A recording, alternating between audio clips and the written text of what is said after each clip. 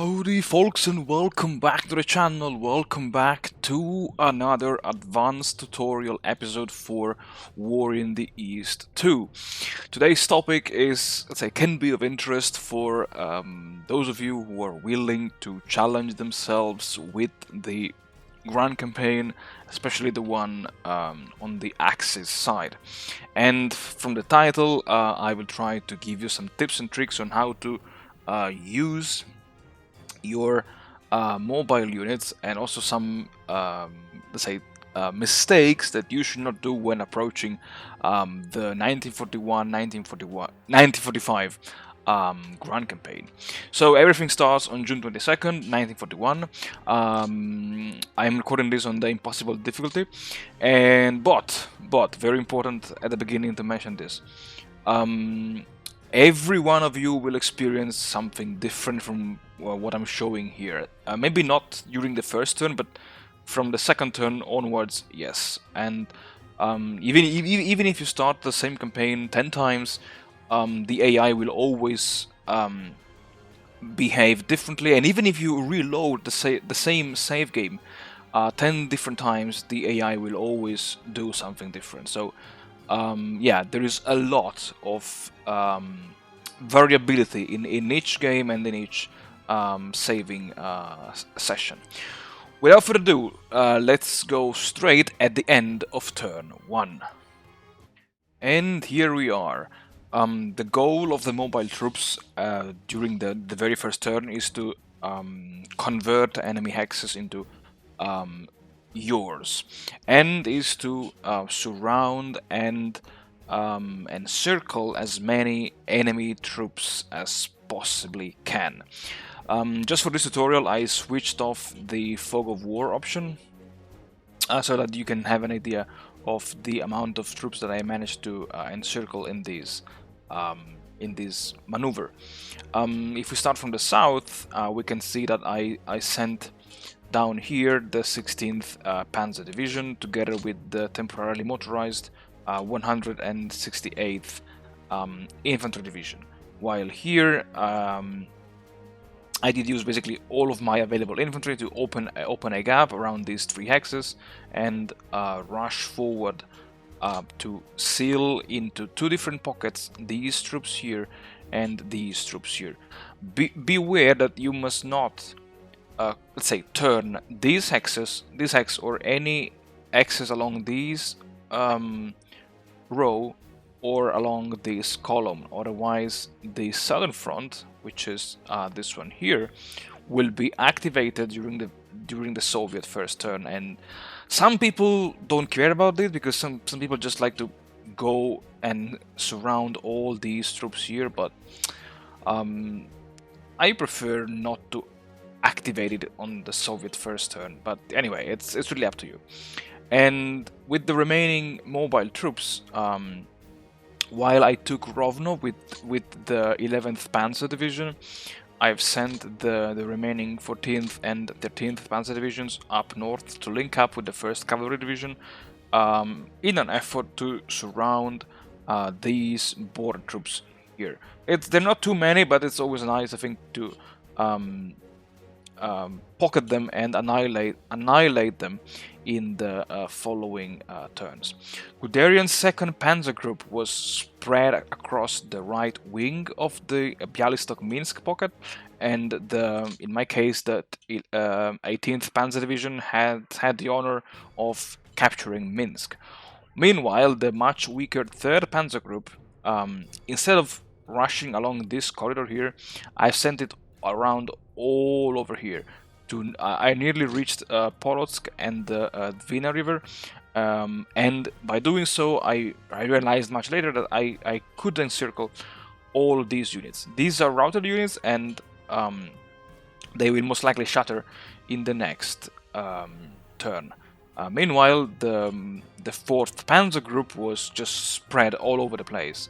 I have temporarily motorized the 269th Infantry Division and the 290th Infantry Divisions, and with the 269th I took Riga on the very first turn, while with the 290th I took Daugavpils, while the remaining of Höppner's mobile troops were just again spread across the river. They established a deep breachhead, and they are now threatening the next objective, which is Pskov. So on the very first turn, you have to make sure that your pockets are holding, and you have to grab as many hexes as possible with your mobile troops. And also keep in mind that you see here I left a gap.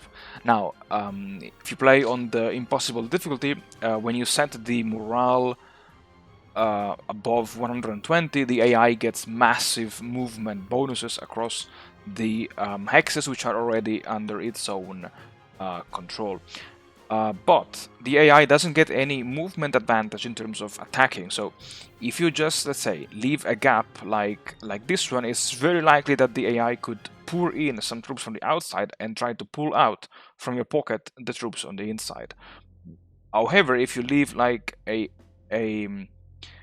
thickness like this one, that I have 6 hexes or 5 hexes, if you look at it in this direction, the AI will never manage to break out of your encirclement and pull out its troops. And to verify this, let me load the next save game.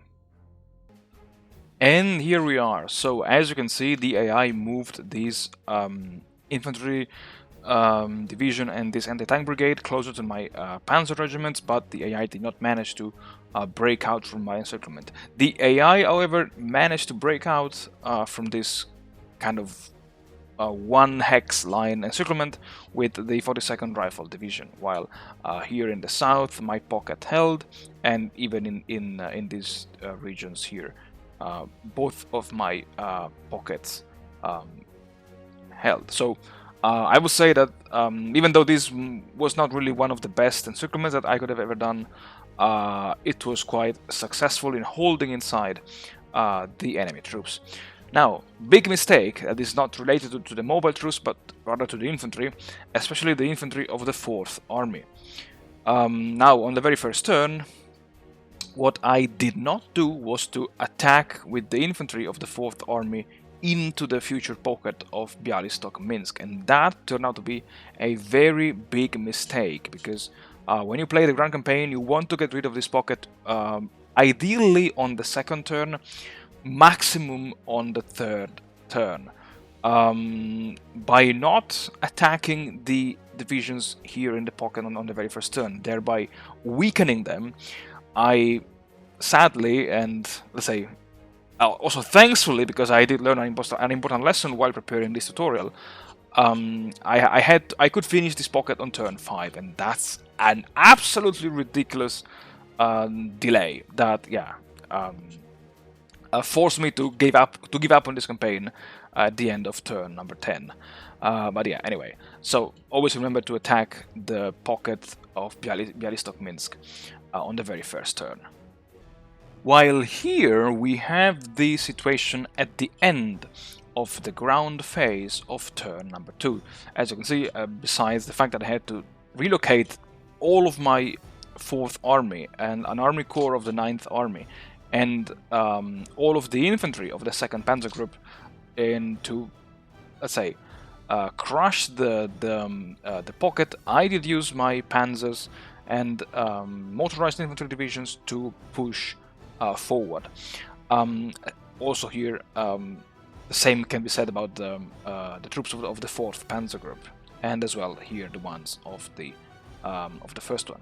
Now, on the second turn, you really want to capitalize on the forward positions of the Panzer and motorized infantry divisions of the previous turn, because you really want to let's say exploit the weakening and then the weaknesses of the Red Army to drive into the Soviet Union for as much as possible and as deep as possible.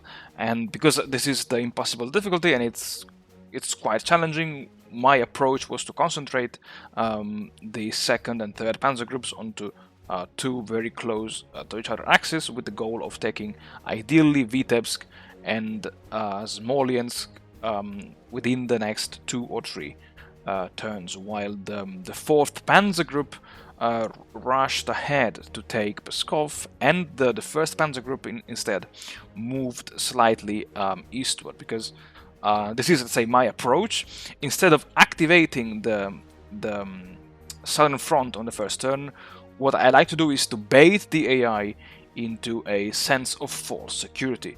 I like to have like 2 bulges here around Rovno and here when attacking with the Romanian cavalry and the only Romanian armored division. I like to have these 2 bulges to then close them and trap into a huge pocket all these Red Army troops on the next turn. So this is now the situation at the end of turn number 3. One thing that I said it wrong a few minutes ago was that I had to divert just 1 army corps of the 9th Army. No, actually I had to divert 2 army corps, and I also had to attach the 20th Army Corps to the 3rd Panzer Group to let these 2 divisions regain faster CPPs. And because, yeah, this was, as I said again, this was probably the biggest mistake I could have ever done, because I never played the ground campaign. It was just my very first attempt to try, and yeah, just don't do it. Meanwhile, if we have a look at here, the 4th Panzer Group took Pskov by delivering a series of heavy blows, as you can see here, by concentrating basically all of the armor and the motorized infantry along 2 tiles, and then I was just kicking out from these regions the enemy garrisons, and then I used all of my motorized infantry to take Pskov. Meanwhile, the 3rd Panzer Group was spread out, and after breaking through, but not here, as you can see, against the enemy defenses, as historically happened, I sent the 19th Panzer Division to take Veliki Luki, I would say roughly 1 month and a half ahead of the historical capture date, while Guderian's 2nd Panzer Group rushed forward and encircled Vitebsk with the help of the 3rd Panzer Group, while the 3rd Panzer, the 17th and the 18th Panzer divisions were just spreading northeastwards, while the 10th Motorized Division rushed forward in an effort to hopefully on the next turn encircle Smolensk. Now, the way the AI works is that whenever the AI sees a deep penetration, the AI will try to prepare a defensive line around this penetration. So if you launch multiple penetration, the AI will kind of get confused, and it will maybe reinforce one area more than others. And so, yeah, if you play without the fog of war, you may spot some weak spots in between the among the enemy defensive line. And let's now have a look at the situation on turn number 4. But wait, before going to the turn number 4, that's what I was talking about a few minutes ago. So with the 1st Panzer Group, I broke through the enemy defenses here, and oops, sorry. Okay, now we can see it better. I broke through the enemy defenses. I created a large area of temporarily occupied hexes, and then I linked up with the weak Romanian forces attacking from the south. And as you can see, the AI reacted by launching this armored spearhead along the flank, and I managed to barely hold it with 2 infantry divisions and this cavalry brigade. And now we can have a look at the situation on at the end of turn number 4. So at the end of turn number 4, what I noticed is that the AI tried to break through here. I mean, it didn't try, but it moved this the 16th tank division here, but it didn't even try. So yeah, it was fine.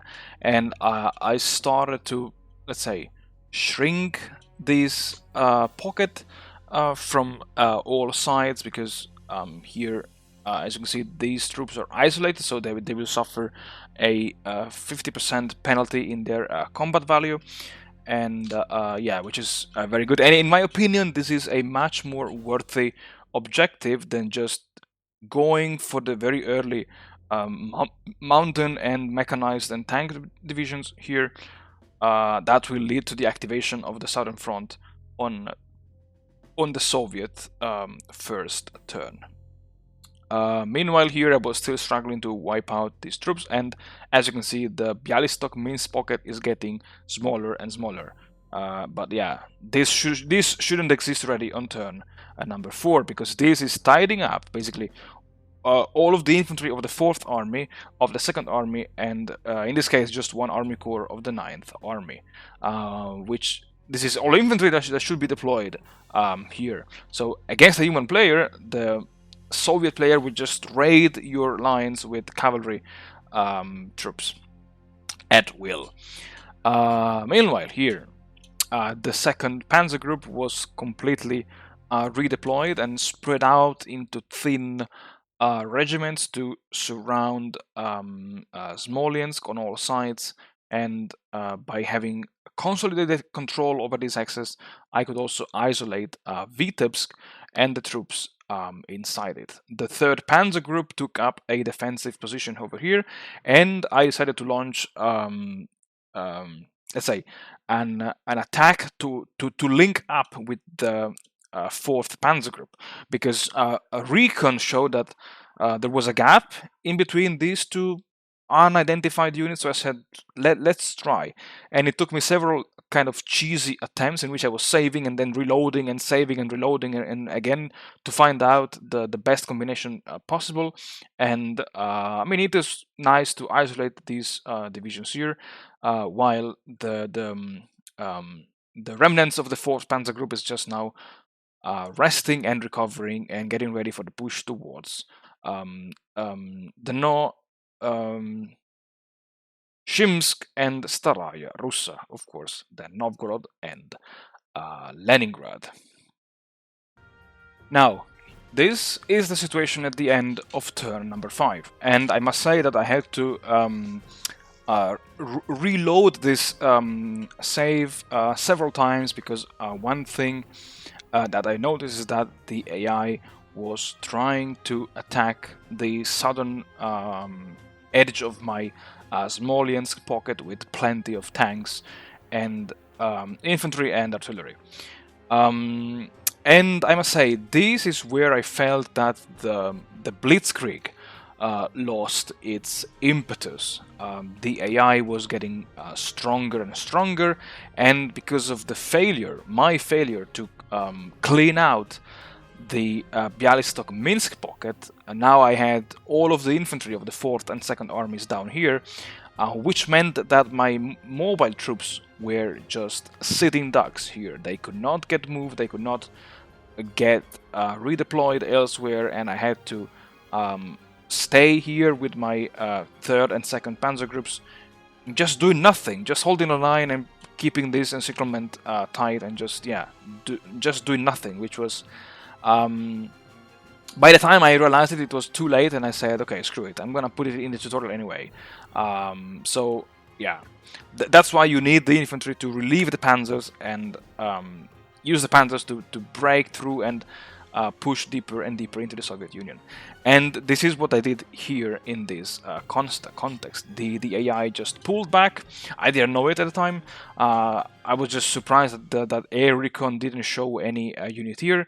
So again, in a very desperate move, I rushed my panzers forward. And this was quite, let's say, gambling, because if you look at the supply, so most of the supplies were now coming from Rovno. Yeah, they were now coming from Rovno, and the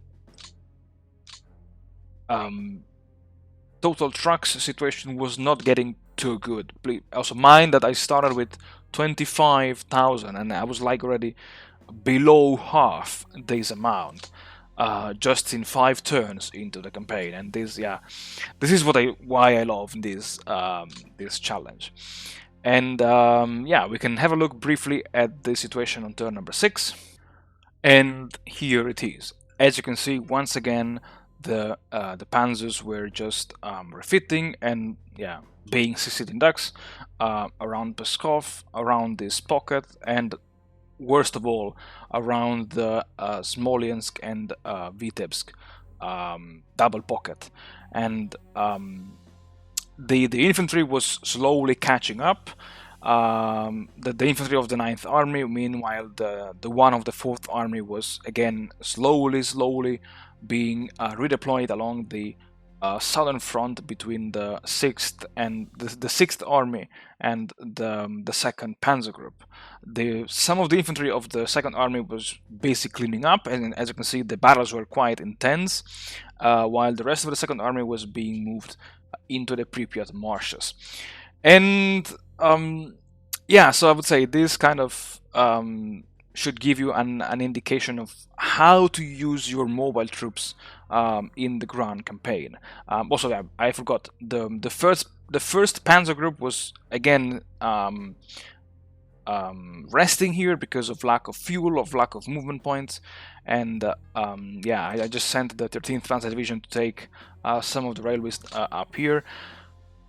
But overall, I realized that for a successful ground campaign, I had to change my habits.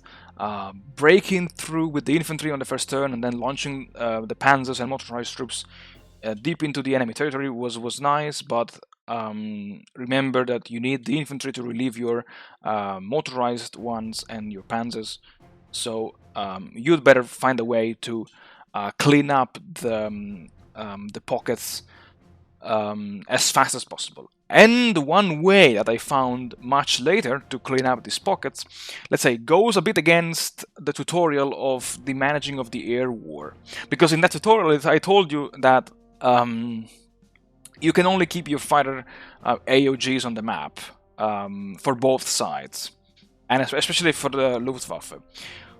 Well, in the impossible difficulty, I actually found that even if you keep some bomber AOGs, these guys are gonna be pretty handy in dealing with the pocketed troops, especially because, like for instance in this case, by the time the front line shifts eastwards, this pocket will be out of range of enemy fighters. So you could even send your bombers unescorted to bomb these troops into smithereens and then keep your fighters on the front line to combat the enemy aviation.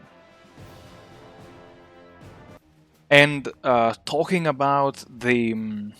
oh, sorry, again, I forgot to deactivate the fog of war. But talking about bombers, one thing that I found, this is kind of a bit off topic, but I'm gonna show it anyway,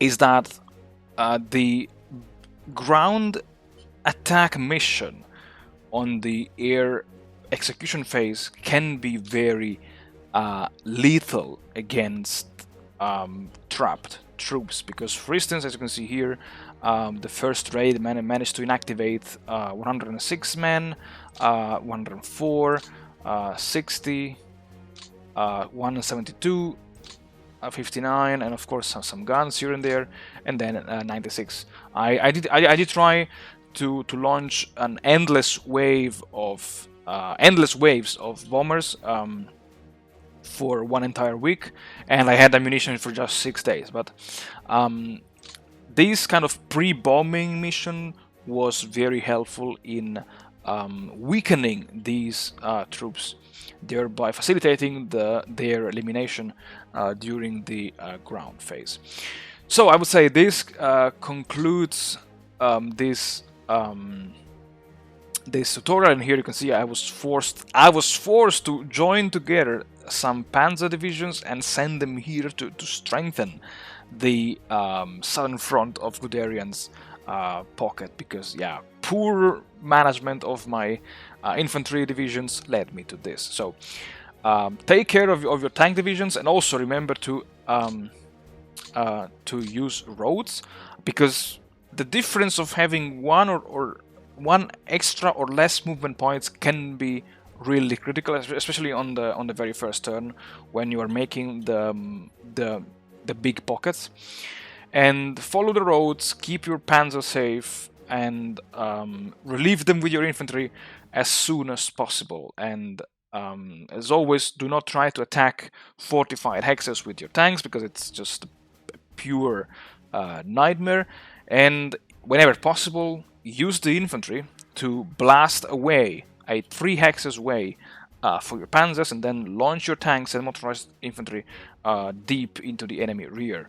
Encircle, surround, isolate, and destroy as many Red Army divisions as possible, because that's the only way you can successfully, let's say, prevent a massive counteroffensive during the winter of 1941-1942. I think, yeah, that's it for this tutorial, folks. Thank you very much for watching. Thank you very much for supporting the channel. And as always, stay tuned, because in the next episode we will talk about sieges. And I warn you already, it will be pretty long. Until then, my friends, I wish you all the best. Stay safe, stay healthy, and I'll see you all in the next tutorial.